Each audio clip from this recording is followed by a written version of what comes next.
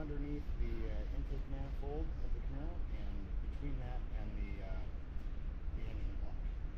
This kit comes complete with the extendolator, basically a throttle body spacer, 6 bolts.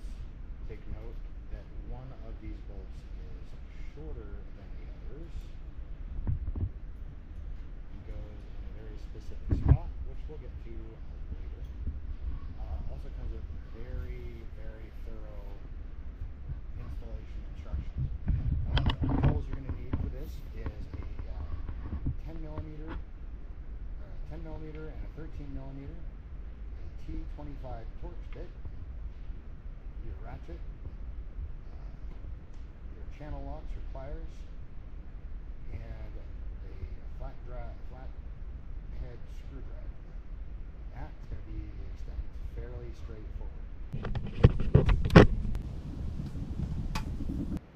Now, underneath the hood, we've got the engine cover, and in order to get this engine cover, engine cover off. It's real easy. Just take your engine oil cap off. There's one clip here.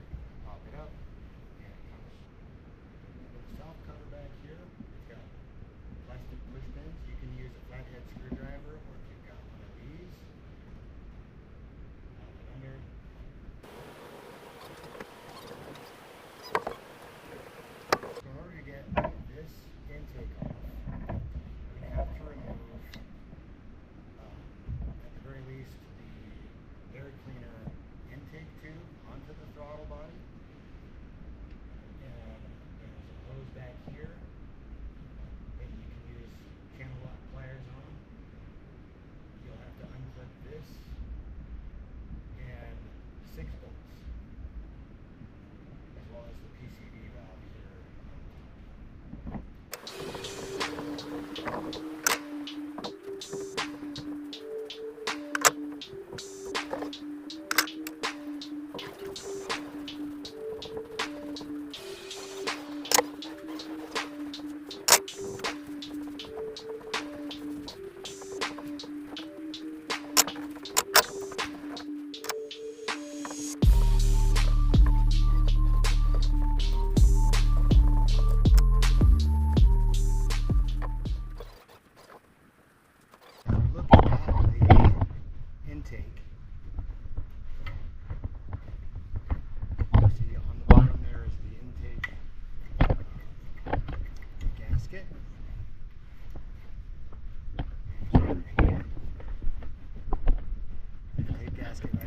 Just make sure everything looks like it's good to go. That gasket has rubber on both sides. You can do a quick inspection, look in there, make sure there's no loose debris anywhere.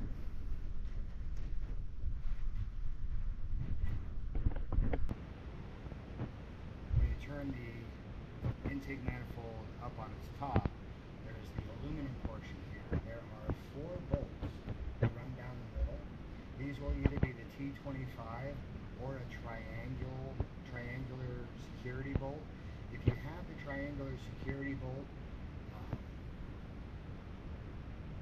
you may be able to use a flathead screwdriver to get that out. I'm lucky enough to have the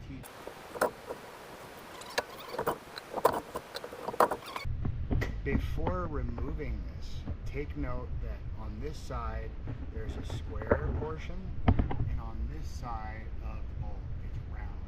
That will coordinate with the ones on the JacFab Extendolator.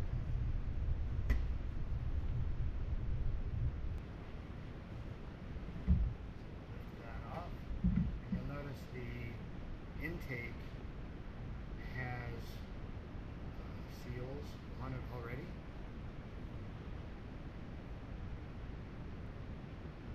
So those seals will line up with the smooth portion of the extendolator. And these seals will line up with the bottom of the flange. The stock screws are not going to be long enough for this to work. So JacFab provides new blue screws that will work for this longer section. 8mm top, or you can use a flathead screwdriver.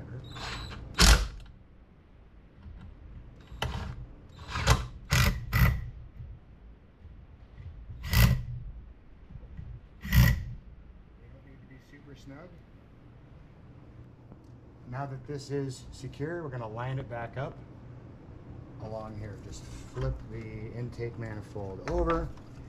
You don't have to worry about lining up too much because these cones will get everything lined up for you without much of a problem. Perfectly seated. So the bolts that JacFab provides, we talked about that shorter one earlier. Find that shorter one, it can be that one right here, shorter of the 6. And that's going to be the one that goes in the back. So I'm going to lift that out just a little bit so we can get that bolt right there on that back one. Line the throttle up again, line the intake up again. Kind of work it in there finger tight. You don't want to cross thread these at all.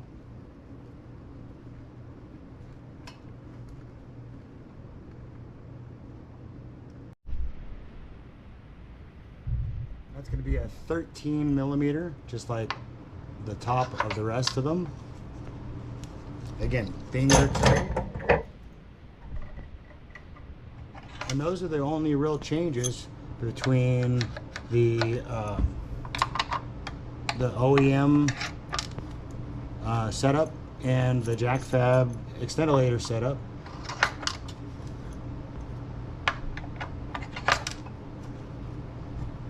Now it's just a matter of reattaching everything. Doesn't take long at all. Just the reattachment is the reverse of everything else. And these top bolts need to be torqued down to 18 foot-pounds all the way around. If you can get a torque wrench into the back one, great. If not, just get it as snug as you can, because the important ones are here on the top, which secure the extendolator as well. So basically what this extendolator does, as you can see originally, this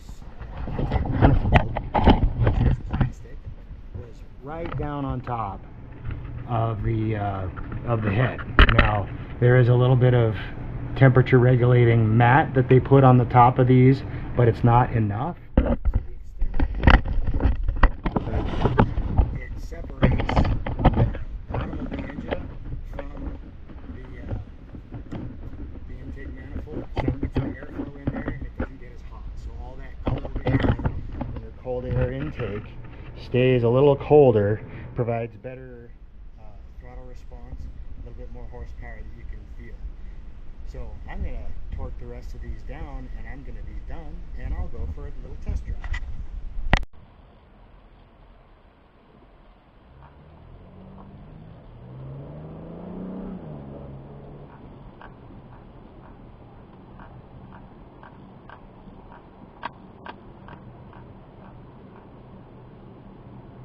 The throttle already feels a little bit heavier.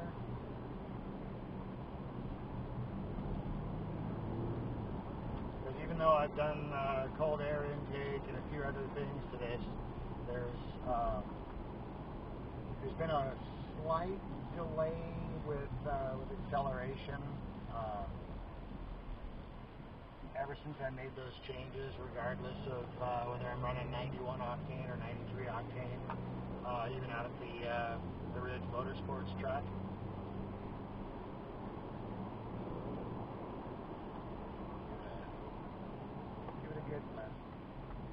On the main road, compare it to what I've done before.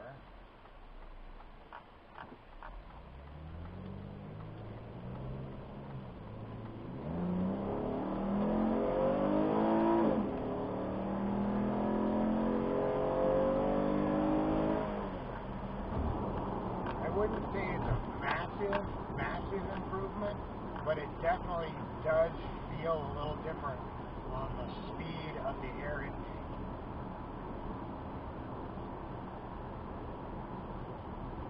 One thing that I'm hoping is that it runs more efficiently and I'll get better gas mileage in the future.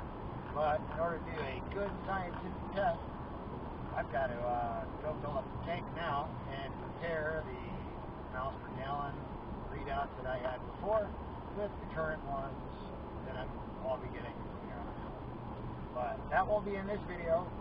That'll be in a later, maybe a later update. Maybe I'll just use that as my little information. But it definitely does have a bit.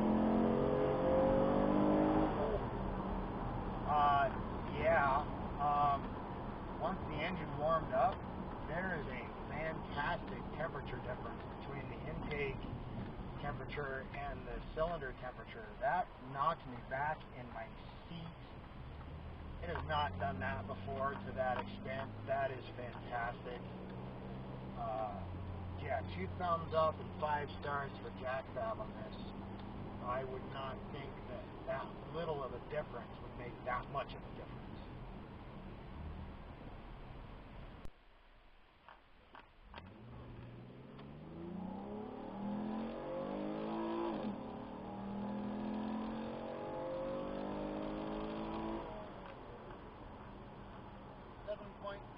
That time, that's about a full second faster, 0 to 60 time. I'm happy with that, just from that one little change.